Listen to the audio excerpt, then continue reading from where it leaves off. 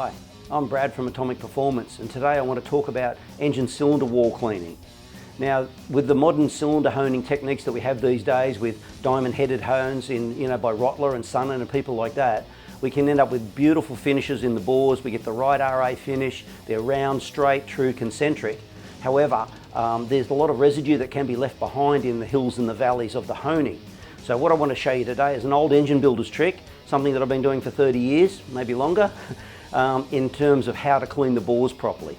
Now, most people think you wash the block with warm soapy water and you wash it down with brake clean or any of those sort of solvents, and that's all great, but that doesn't get the grit out of the bores. So what I do, and what many engine builders do, is just use automatic transmission fluid.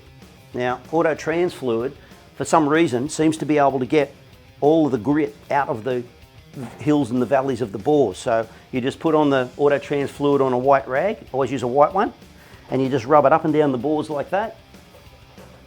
Pretty simple. But as you can see, it's brought out a ton of the grit that's left in the bores. Now, that is no good for piston skirts, piston rings or bearings.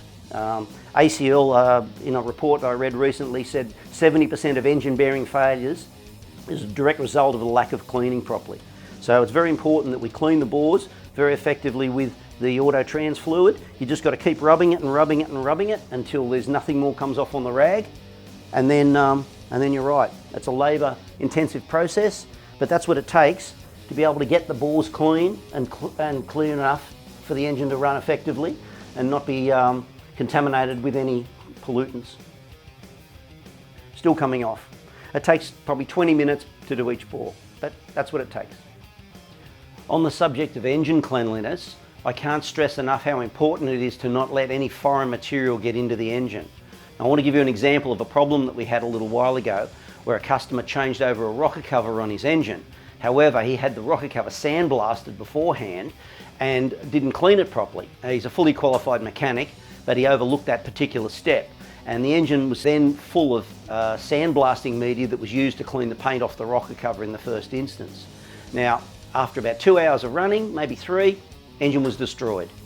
The abrasive glass beads went through the oil pump, the rings, the bearings, everything that moved was affected by the ingress of this material. So I can't stress enough, whenever you're having a head reconditioned, don't ever sandblast it because it'll get in the oil galleries and the passages.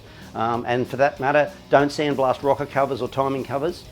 You can blast them in garnet or something that's really, really big, but otherwise you'll end up with a massive, massive problem of this ingress of this material into the engine because it gets embedded into the aluminium of rocker covers and sumps, and you can't get it out, doesn't matter how many times you wash it. So that's a trick that you have to really be aware of, that the cleanliness is so, so important in these engines.